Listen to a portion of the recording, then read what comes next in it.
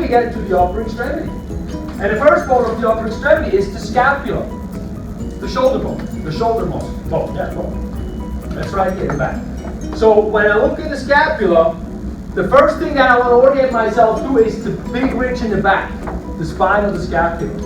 That's the spine of the scapula. That ridge in the back. You can feel that on yourself too. It's right here. Grab this back. When you grab your shoulders, you kind of grab it. Spine of the scapula. The space above is known as the supraspinous fossa. The space below is known as the infraspinous fossa. Supraspinous fossa, infraspinous fossa. When you take the spine and you walk to the edge, which is within your shoulder, that's the acromion process. Acromion. When we then walk around the humerus, we go to the front, we got this weird thing sticking out, and that's the coracoid process. The raven. Coracoid? So that's here. You feel that it hurts. When you point to it, it hurts. You think you're touching the shoulder, the humerus probably, but it's actually a bump in a little more medium. And that's an attachment for muscles. You have a couple muscles there. And then we have the place where the humerus goes into. It's a very shallow place where that goes into. That's the glenoid cavity. That's the glenoid cavity. The glenoid cavity.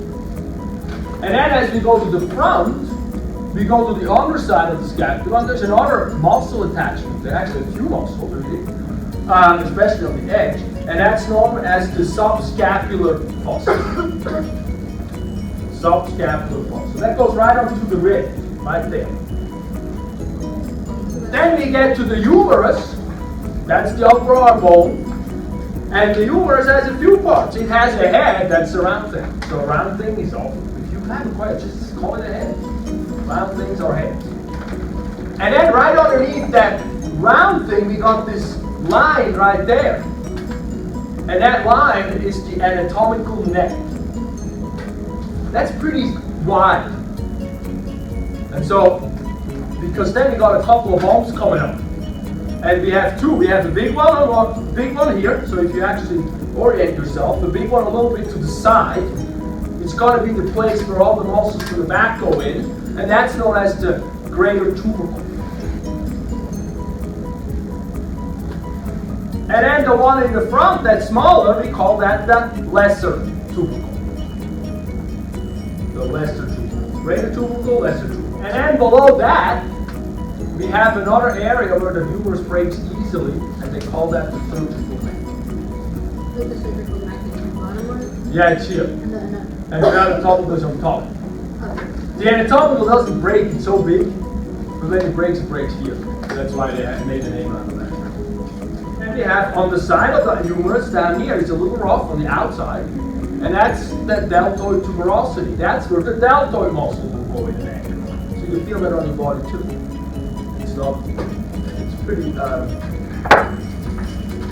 It's pretty clear to feel. And then we get to the bottom, the distal end. And in the distal end, what I would like to have you know, we have epicondyles. Yeah, because those are muscle attachments. So we got one on the outside, that's a lateral epicondyle, that's the area here. And then we got one on the medial, you probably know that, because you probably hit it at some point. And it hurts. It's right there. That's the medial epicondyle. And as we turn the arm to the back, we have these lower arm bones. We have the ulna and the radius. But what we first want to point to is where the ulna goes into that fossa here, where you can reach into. That's the Electron fossa.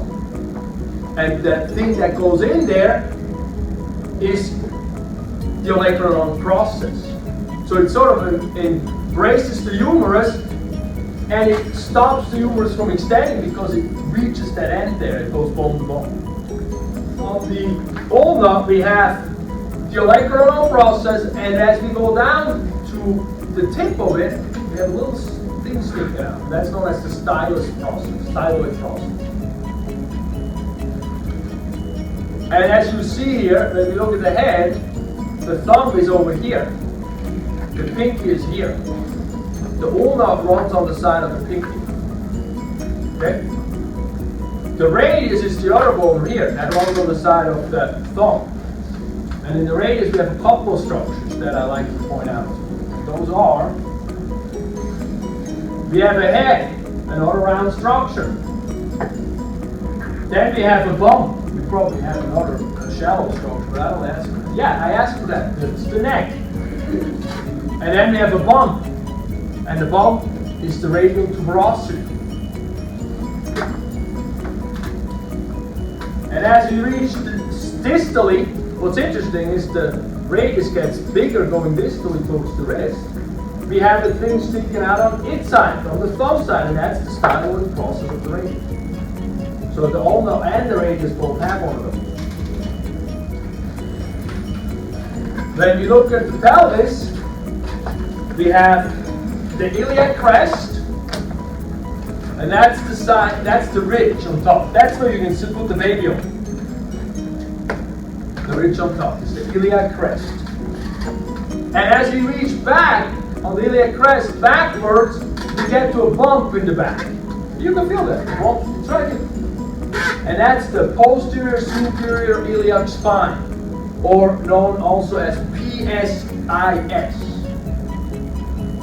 Posterior superior iliac spine.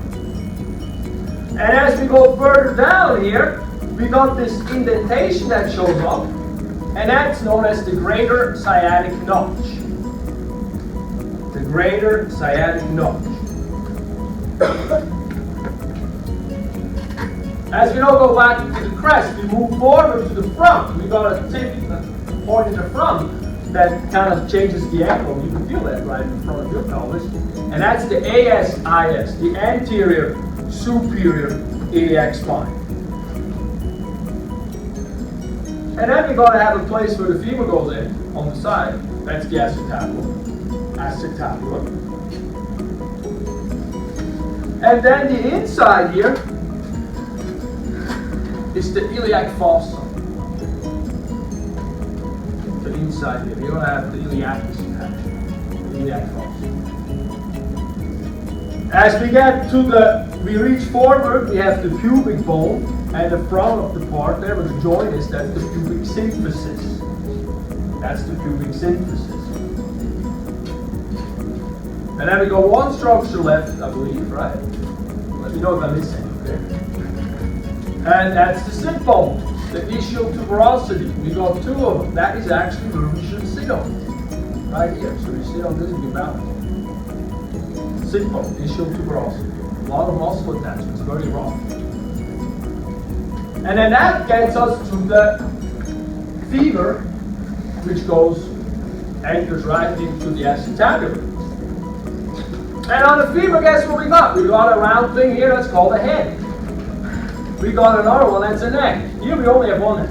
The humorous have two necks, we only have one neck. And we got two bumps.